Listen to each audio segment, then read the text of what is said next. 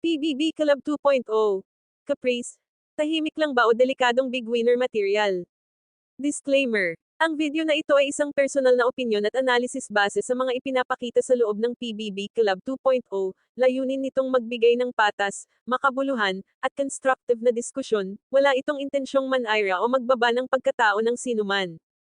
Aminin natin, sa dami ng housemates sa PBB Club 2.0, may mga taong kailangan pang magsalita ng magsalita para mapansin. Pero may iilan na kahit tahimik, ramdam na ramdam. Isa na doon si Caprice. Hindi siya yung tipong papasok agad sa eksena para magpasikat, hindi siya yung naghahabol ng spotlight, pero sa tuwing lumalabas ang emosyon niya, parang kusang tumitigil ang ingay. At doon nagsisimula ang intriga. Natural lang ba talaga siya? O masyado lang tayong nadadala sa emosyon? Image na nabubuo kay Caprice.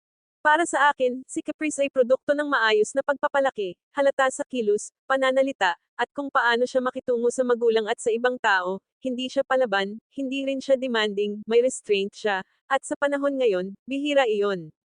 Pero dito rin pumapasok ang isang tanong na hindi madalas sinasabi. Ang pagiging mabait ba ay sapat para manalo sa PBB? Emosyon versus laro. Malakas ang emosyonal na impact ni Caprice, walang duda dyan, kapag siya ang umiiyak, hindi pilit, kapag masaya siya, hindi OA parang laging may sincerity. Pero sa isang kompetisyon, may risk din iyon. Kapag masyadong nakilala ang isang housemate bilang mabait, minsan nakakalimutan ng tao na kailangan din ng tapang, diskarte, at paninindigan. May mga pagkakataon na parang nagho-hold back si Caprice. Parang kaya niya pang ibigay ang mas malakas na boses, pero pinipili niyang manahimik. At dito pumapasok ang constructive criticism. Kung gusto niyang maging tunay na big winner material, kailangan niyang patunayan na kaya niyang tumayo kahit walang emotional safety net. Tahimik pero delikado. Ang hindi napapansin ng iba, si Caprice ay hindi mahina. Ang katahimikan niya ay hindi kawalan ng isip, kundi pagpipigil. At minsan, ang pinakadelikadong housemate ay yung hindi mo inaasahan.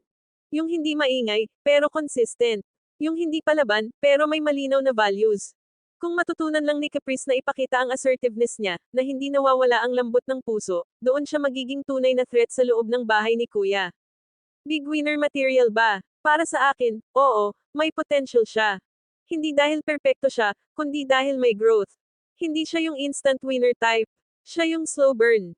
Yung habang tumatagal, mas nauunawaan mo kung bakit mahalaga ang presensya niya. At kung ang sukatan ng big winner ay hindi lang lakas ng boses, kundi lalim ng karakter, hindi malabong umabot siya doon. Huling tanong, si Caprice ba ay emosyonal lang kaya minamahal? O siya ang paalala na sa isang mundo ng ingay, ang katahimikan na may mabuting intensyon ay may sariling lakas? Kung gusto mo ng ganitong klaseng analysis na hindi lang hype, kundi may lalim, siguraduhing nakasubscribe ka dito sa Buzz Pinas. Mag-comment ka kung anong tingin mo, big winner material ba si Caprice o kailangan pa niyang patunayan ang sarili niya? Hanggang sa susunod na usapang PBB Club 2.0.